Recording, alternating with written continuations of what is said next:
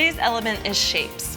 Beads come in so many interesting shapes and sizes, and with me is Tammy Honaman to explore some of those interesting shapes. Hi, Tam.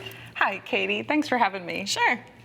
I have brought along a project with me, and I'm just going to start to just get out my stuff. My scissors, we have some thread, needles, and a couple extra tools just in case. And just gonna get my beads ready. They are super easy to just put into this bag.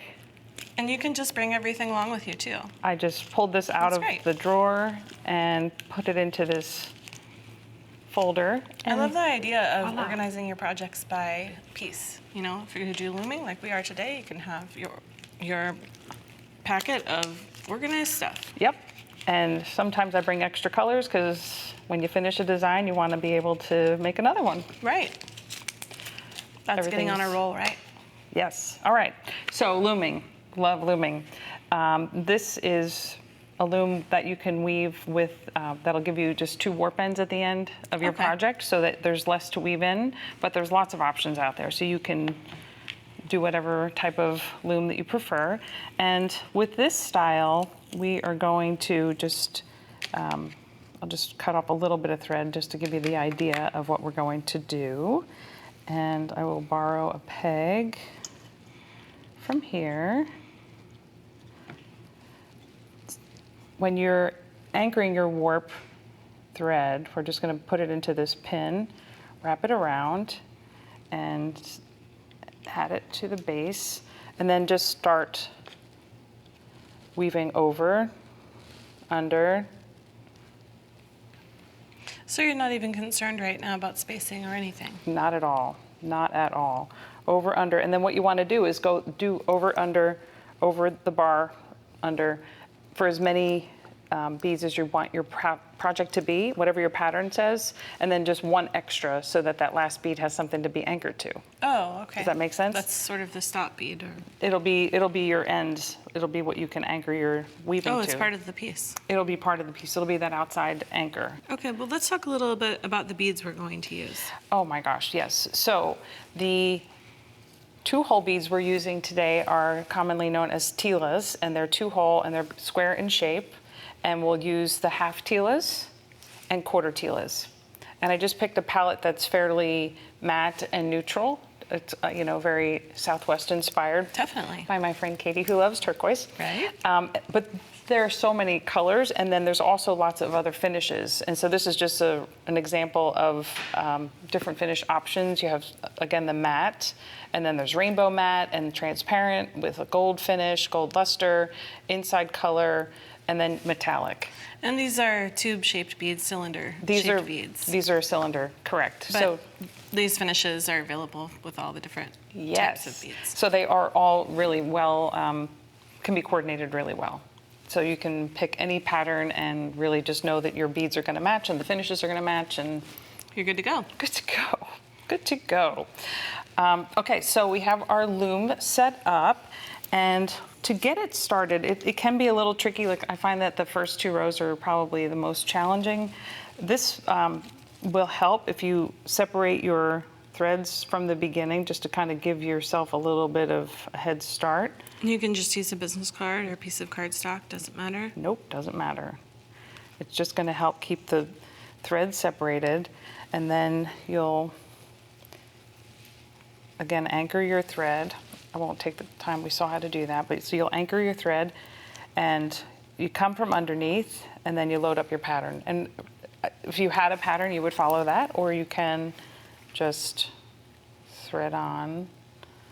Once you establish your pattern, I find that it's easier to keep the pattern you start with, just because when you're using different size beads, it changes the dimension of the warp. So if you were to change your shape bead the next row, it gets a little bit wonky. Right. Which could be fine. It kind of, I mean, depends on if you want a more organic look. Correct, right? Correct. So 2, 4, 2, 4, 6. I like the way that these make a smooth finish when you're done. Not just the matte surface, but the shape of the bead too. It keeps it really smooth, like a cuff. Yeah. But I like looming with other shapes of beads too. I'll move this guy out of the way since we're...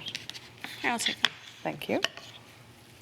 get some of these pieces out of the way. And so what you need to do is come up from underneath and work your beads into the rows. And then what you do is you're anchoring them by going back through. And it's recommended to go back through eye end first. Oh, really? Yeah. Why is that? So you don't pierce anything. Oh, you can see I missed here. There we go. That makes sense. You want to Yeah. keep your threads together. Exactly. And so because these are shaped and because they're two whole, we already have our second row ready to go. Oh, right. So that's kind of nice. So you just go over under with your needle? Yep. You're going to go underneath, and then when you come back, go through the top. And I can show you that again a little bit. Here, you want to take that? Thank you. Watch the needle.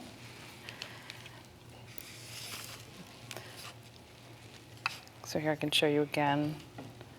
Once the pattern is established, it's a little bit less difficult to start.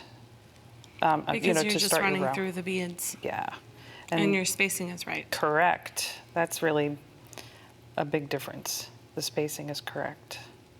And so again, I went from underneath, and now I just want to make sure that the beads are popped up above the warp so that I catch the top of the bead and not go below the warp threads, because this Okay. is really what keeps them in place. So every time Yeah. you're going through the top. Correct. You start off on the bottom and then you finish You up know, on top. when I started looming, I didn't know which side to do. Ah. Where to start. Okay. You know, so I don't think I've come to the realization I don't think it matters. I think you can weave from any side. I agree.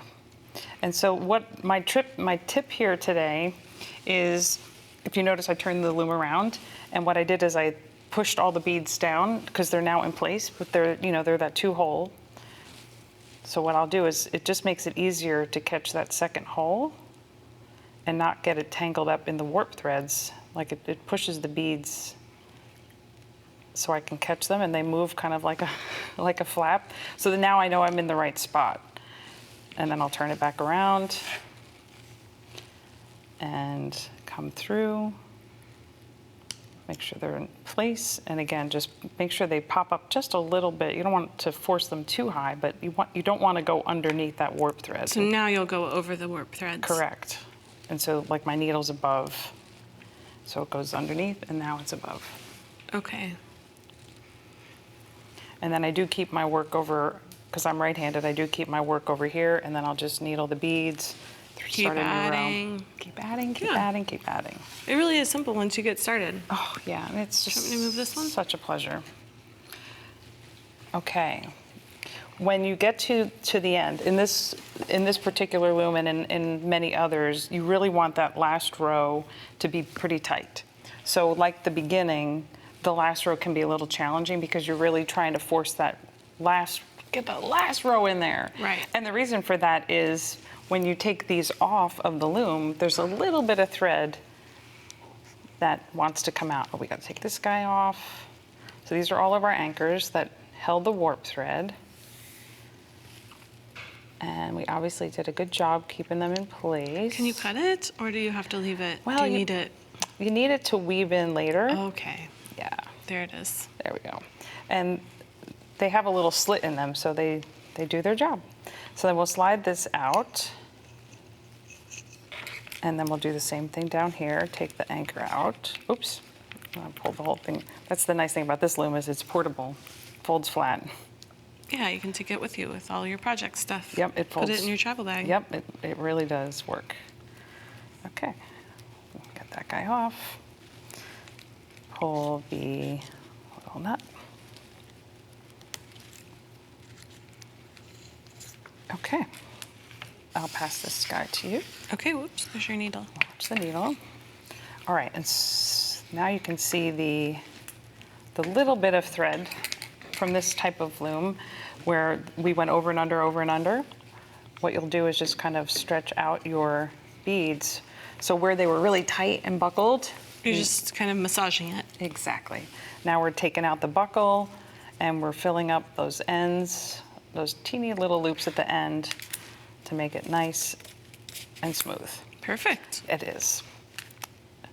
And then, now you just need to weave in the threads. And so this is just one of the warp threads, and I'll go across just to anchor that. Come Okay. back. Oh, you just weave it on the end? You don't have to go back through your bracelet? I will go back. You will. Yeah. You don't have to go too far back, but It's a security measure. it's a security measure, peace of mind, especially at the end, because it's, what will get the most abuse when you wear it. So if you were working with a single hole bead, how would that be different there? It really wouldn't. You just would go down the next row. You'd go through the top row, back down the second row, weave around. Yeah, I think the 2-hole beads create some different possibilities. Oh, I do, You could yeah. mix them with traditional cylindrical delica style beads, Absolutely. or do them together like you have. Right. And when you do, so say you want to swap in a different type of bead. Remember earlier we were talking about once you establish your pattern, to change up your pattern, what you can do is change in a bead that is just the same size. So you could put 2 of the cylinder beads in place of the square bead. Oh, right. Great. Yeah, so then you really can change things up. There's bugle beads, you can work those in. I mean, there's lots of options. And so again, I'm just gonna go back and forth, weave And it then in. do you add glue? Oh, I know, it's traditional bead controversial. weaving, no, you don't. And you're not supposed to knot, like the overlapping of our stitches and the weaving back and forth is supposed to, be or not. I won't give anybody a hard time if they glue, but But you avoid it. I try not to. I try not to need to. If you do it right, you don't have to. Oh. That's good to know.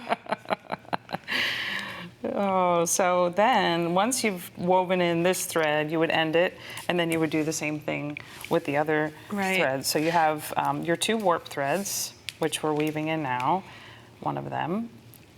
And then you have the start and the beginning of your bead weaving. So then when it's all woven together, you Yes. trim it up, Trim off your ends. and then what?